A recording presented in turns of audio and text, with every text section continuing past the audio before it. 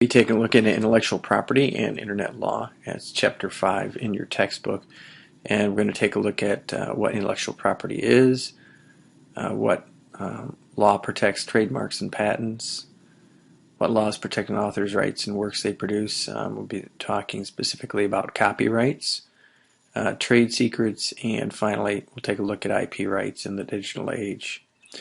So intellectual property is any property that is the product of an individual's mind. It's not the idea that's in their mind, but it's what comes out. And some examples would include things like books, software, movies, music. This goes all the way back to the U.S. Constitution. IP is protected under Article 1, Section 8. It says Congress shall promote the progress of science and useful arts by securing for limited times to authors and inventors the exclusive right to their respective writings and discoveries. So kind of a government-created monopoly. This intellectual property ownership is important at a global level because we pretty much deal in commerce internationally now. A trademark is a distinctive motto, mark, or emblem. It's stamped or affixed to a product. It is used to identify it in the market.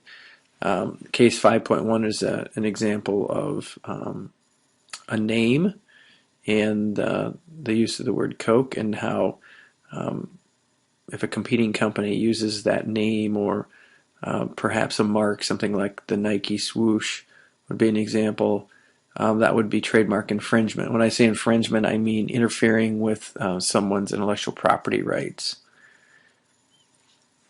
There's statutory protection from trademarks at a federal level. It's the Lanham Act of 1946. The act protected manufacturers from losing business to rivals that use confusingly similar brands and products. There's a lot of profit and competition power in protecting one's intellectual property rights. There's also the Trademark Dilution Act of 1995. It amended the Lanham Act to bring a federal cause of action in federal court for trademark dilution, even when the mark is unlikely to confuse. Similar marks may give rise to a dilution suit.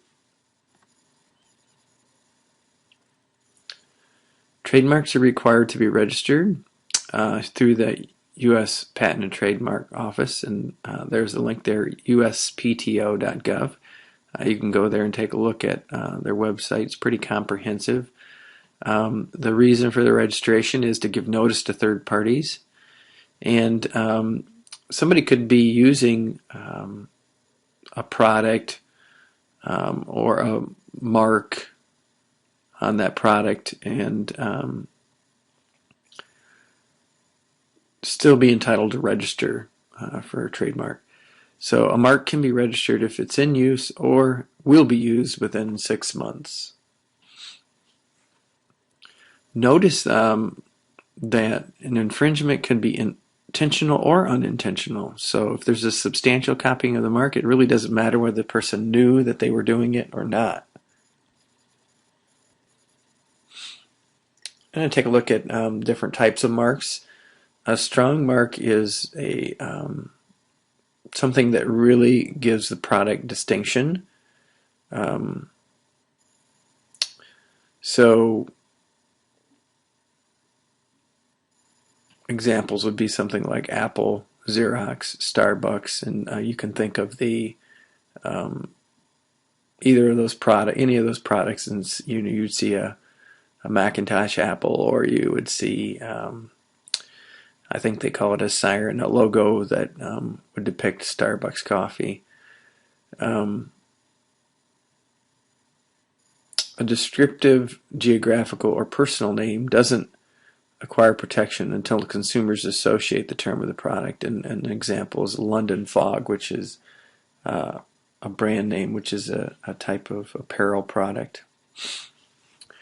Generic terms don't get any protection. Examples would be something like a bicycle or a computer.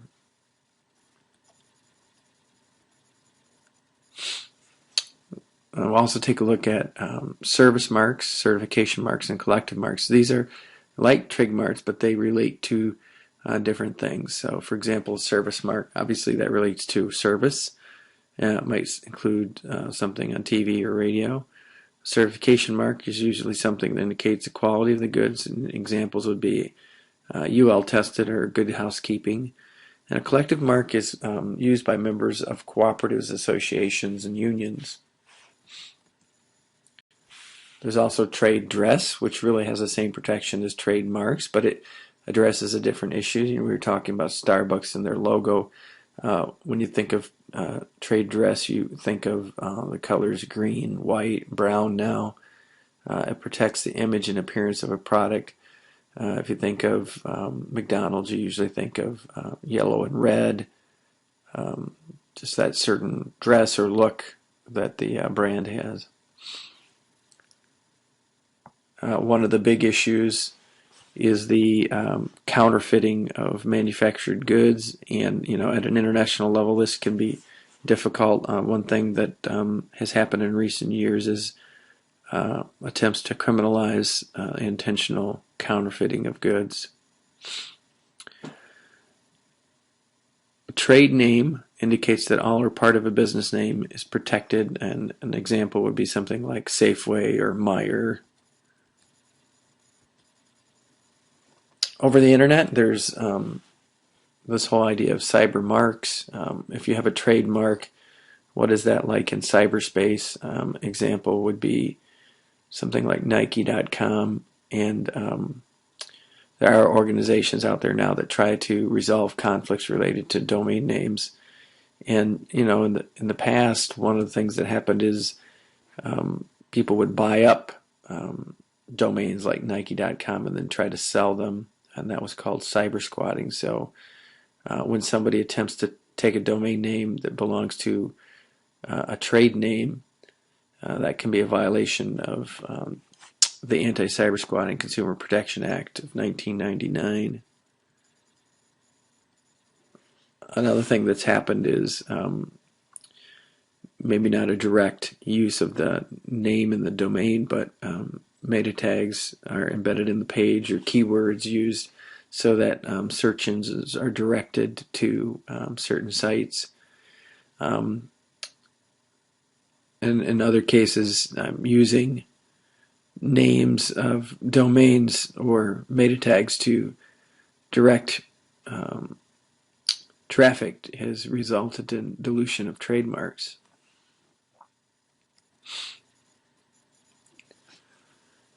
Now, not every use of a trademark, copyright, or patent in cyberspace is a violation of intellectual property rights. If it's licensed by the owner, there might be some kind of agreement to allow someone else to use it, and usually the terms of that use are delineated in the license agreement.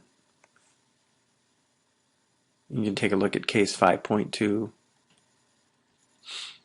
Patents are different. Patents are a government monopoly that gives the inventor the exclusive right to make, use, or sell an invention for 20 years. So pay attention to what it protects and how long it protects it. It must be something that's novel, not obvious, and it can include a wide range of things. A lot of people think of inventions when they think of patents, but it could be a process. You can also take a look at case 5.3. In some cases, patents aren't granted because there's something that's patently obvious.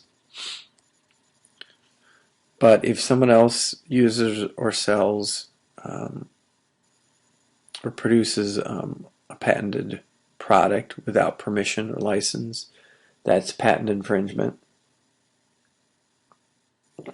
Remedies can include injunctions, damages, reimbursements for attorney fees and costs.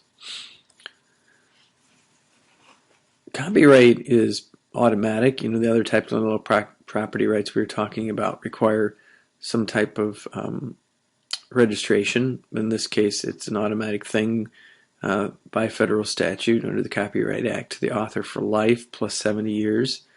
And it's not the idea in your head, but it's once it comes out in terms fixed and durable medium, then it's protected.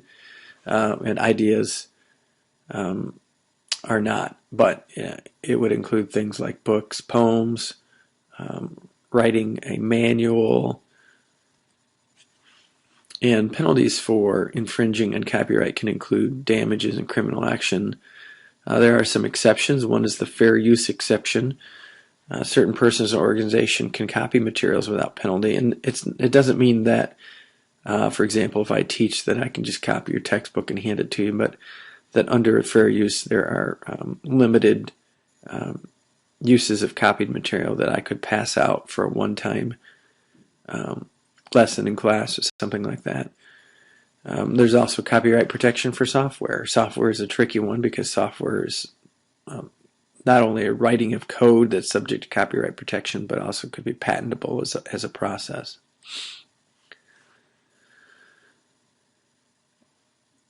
This has interesting implications in the digital age. The early copyright law really didn't contemplate what was happening on the internet, and when you think about saying that something can't be copied at all, then even the copying of software into random access memory could potentially be a violation.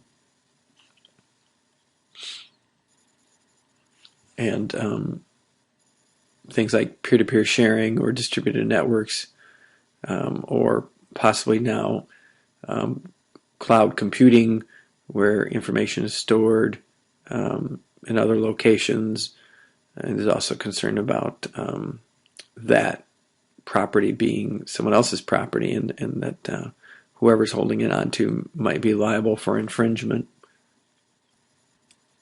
And there's trade secrets, which are not a type of intellectual property we've been talking about, something that needs to be registered or falls under protection under a federal statute like copyright or patent.